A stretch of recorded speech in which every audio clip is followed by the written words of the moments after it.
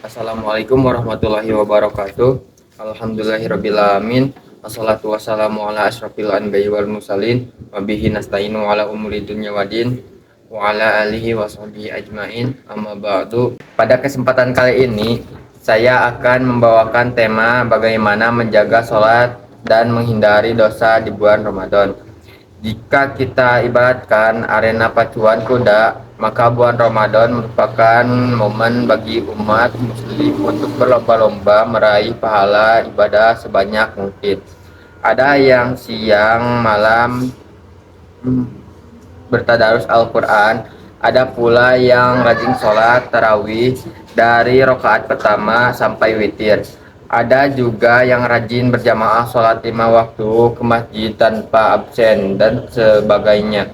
Namun, jika jarang kita temui, orang hanya semangat di awal. Tapi begitu masuk separuh bulan Ramadan terakhir, stamina ibadahnya menurun. Riuh suara tadarus Al-Quran mulai redup. Jumlah saf sholat tarawih hilang baris demi baris. Intensitas jamaah sholat 5 waktu di masjid juga mulai menurun. Inilah realita naik turun semangat ibadah yang kerap temui saat Ramadan. Oleh sebab itu, perlu kita cari obatnya. Ada beberapa tips untuk merawat semangat ibadah saat Ramadan, di antaranya yang pertama ada hindari makan terlalu kenyang. Sesudah menjadi kebiasaan, waktu berbuka puasa seolah-olah kita menjadi momen balas dendam setelah seharian penuh menahan lapar dan dahaga. Segala rupa hidangan disajikan di meja makan. Ada beberapa tips untuk merawat semangat ibadah saat Ramadan. Di antaranya, yang pertama adalah hindari makan terlalu kenyang. Sudah menjadi kebiasaan, waktu berbuka puasa seolah-olah menjadi momen balas dendam setelah seharian menahan lapar dan dahaga. Segala rupa hidangan disajikan di meja makan. Selesai buka puasa, perut kekenyangan sehingga menyebabkan malas bergerak, termasuk untuk beribadah. Inilah penyebab umum malas beribadah, terutama salat tarawih, yang dialami banyak orang saat Ramadan. Makan terlalu kenyang merupakan bentuk perilaku berlebihan yang dilarang oleh agama. Allah Subhanahu wa taala berfirman, A'udzubillahi minasyaitonirrajim. Bismillahirrahmanirrahim. Ya bani Adam hudu jinnatakum inda kulli masjidi walakum wasrobu wala tuftiku inna la yuhibbu musrifin.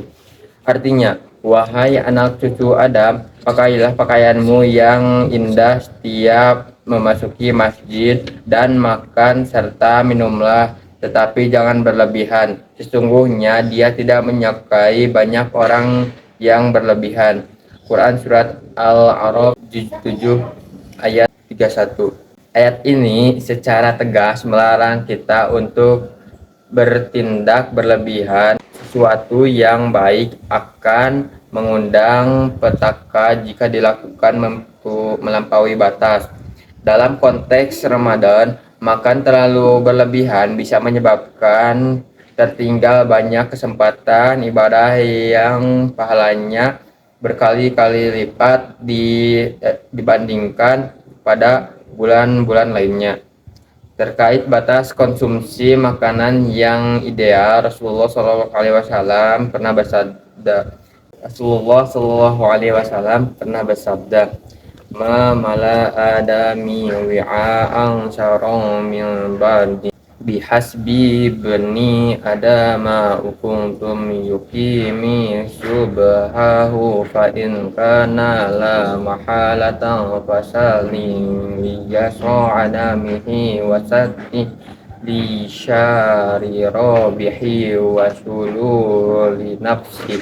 Artinya, tidak tepat yang manusia isi yang lebih buruk daripada perut. Cukuplah bagi anak Adam memakan beberapa suapan untuk menegakkan punggungnya, namun jika harus melebihinya, hendaknya setiap perutnya diisi untuk makan. Sepertiga untuk meminum minuman dan sepertiga untuk bernapas.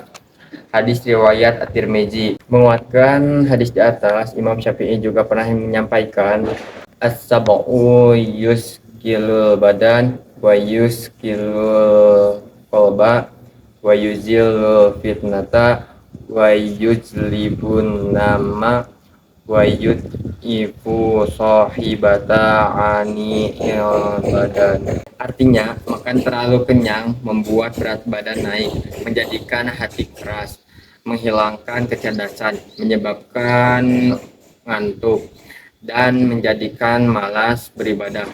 Abu Nuaim Al-Ashbani Yaul Aulia 1988 Juz Hijriyah 127.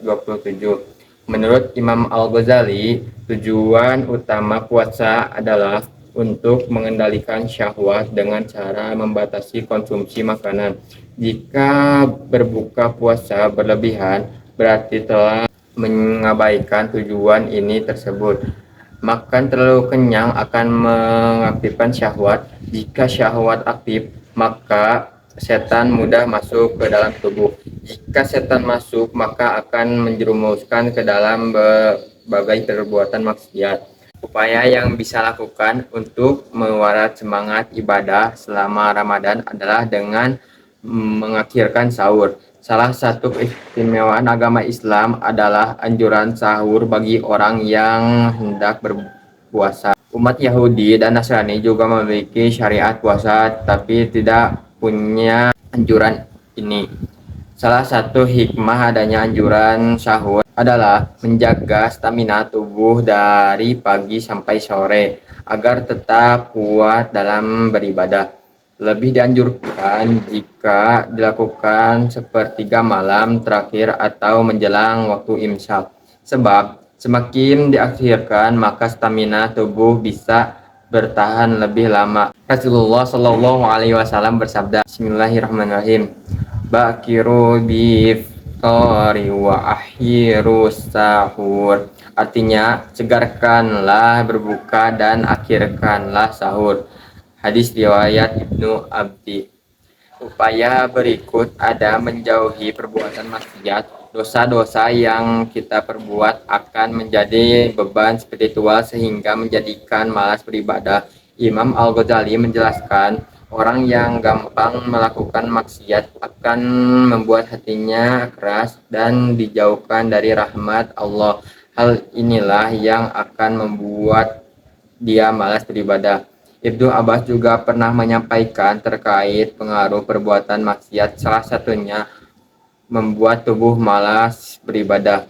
Ia berkata, sesungguhnya pada kebaikan terdapat sinar pada wajah, cahaya dalam hati, kelapangan dalam rezeki, kekuatan pada badan, dan kecintaan pada hati makhluk. Sesungguhnya pada kejelekan terdapat kegelapan pada wajah, gulita pada alam kubur, dan hati, kelemahan pada badan untuk beribadah, kekurangan dalam rezeki, dan kebencian pada hati makhluk. Abdul Majid fi Rizki Tafsir Zuj 114 Hijriah 3316. Itu saja yang dapat saya sampaikan. Hadanallah wa iyya ajma'in, wallahul muwaffiq ila aqwamit thoriq. Wassalamualaikum warahmatullahi wabarakatuh.